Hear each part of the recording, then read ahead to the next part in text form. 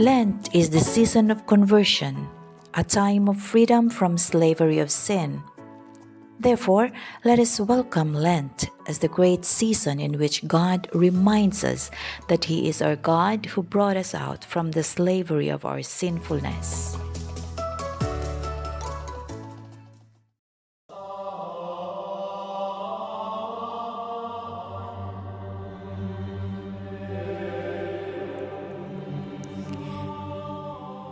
Message of His Holiness Pope Francis for Lent 2024.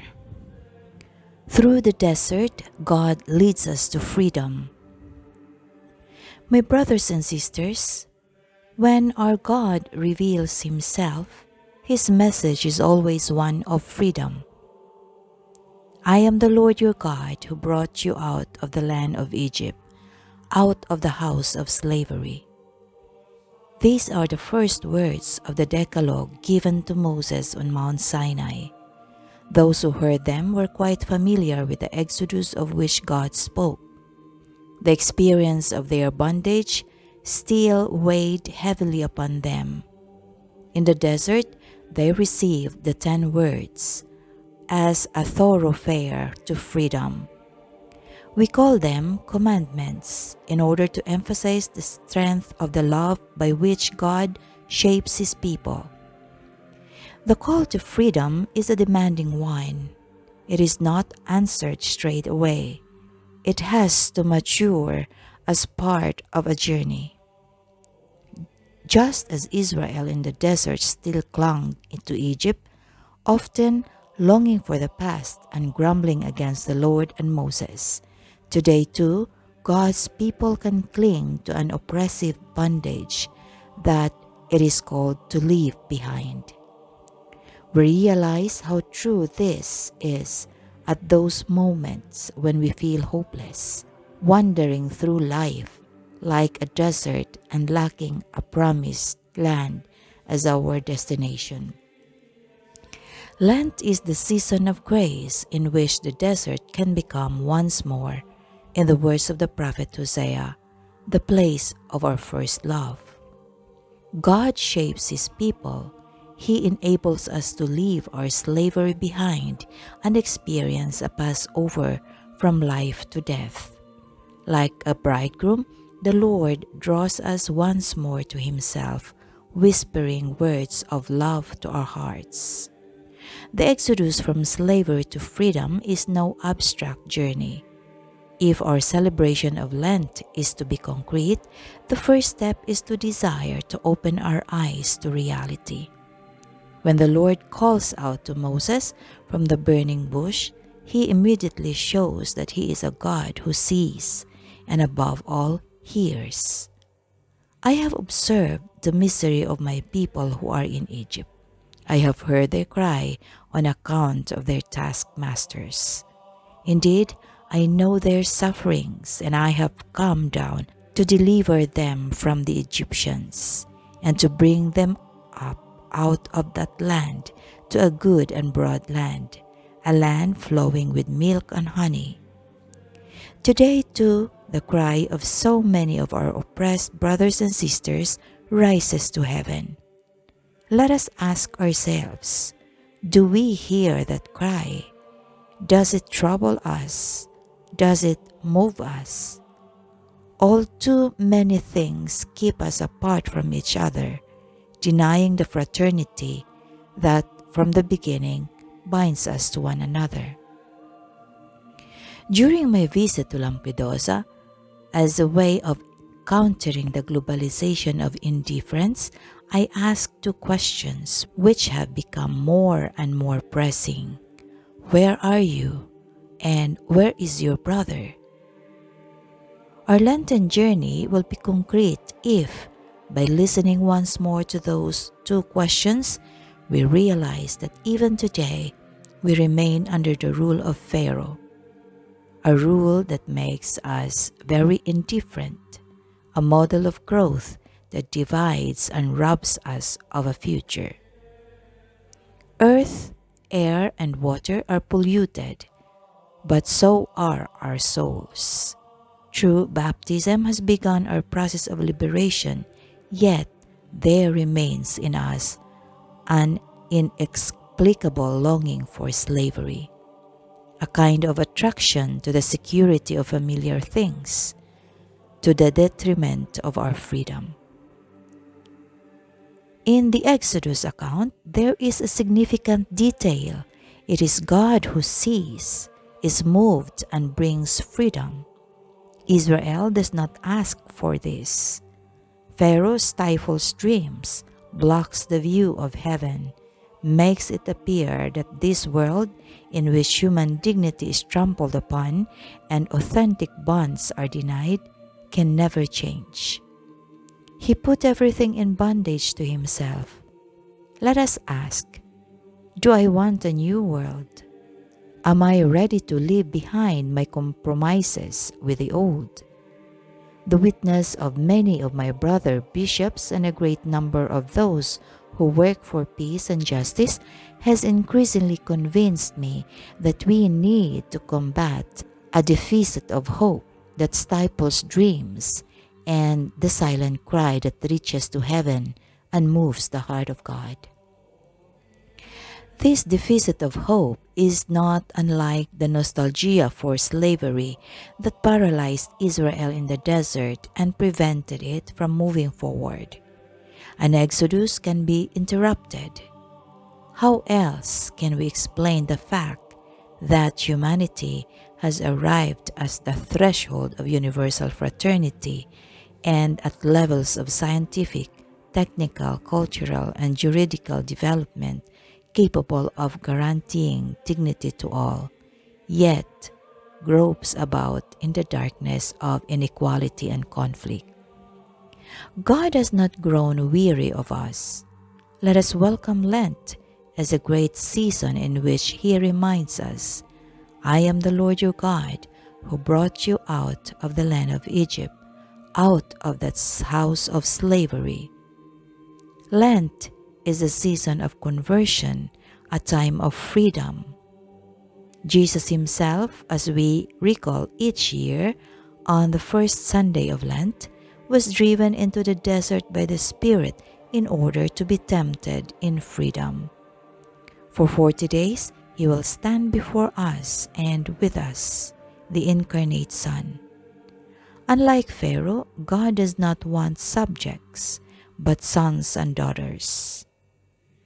The desert is the place where our freedom can mature in a personal decision not to fall back into slavery. In Lent, we find new criteria of justice and a community with which we can press forward on the road not yet taken. This, however, entails a struggle, as the book of Exodus and the temptations of Jesus in the desert make clear to us. The voice of God who says, "You are my Son, the beloved, and you shall have no other gods before me," is opposed by the enemy and his lies. Even more to be feared than Pharaoh are the idols that we set up for ourselves.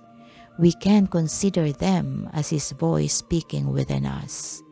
To be all-powerful, to be looked up to by all, to domineer over others, every human being is aware of how deeply seductive that lie can be.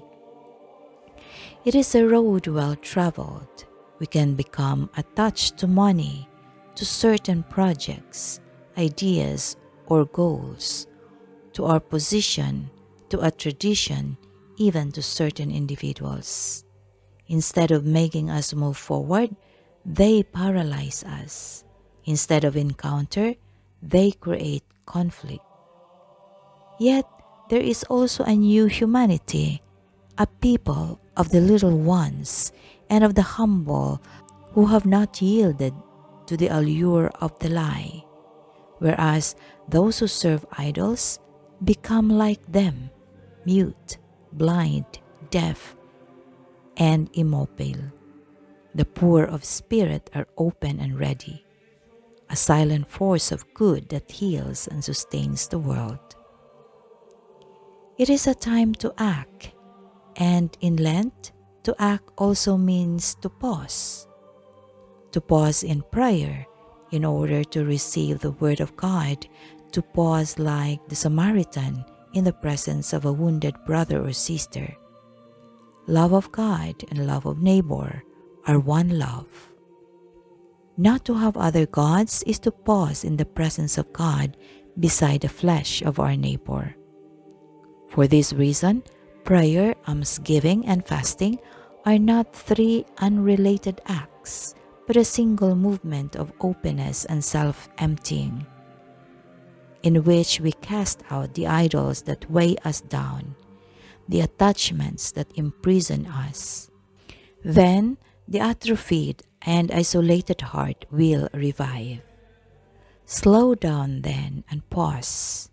The contemplative dimension of life that Lent helps us to rediscover will release new energies.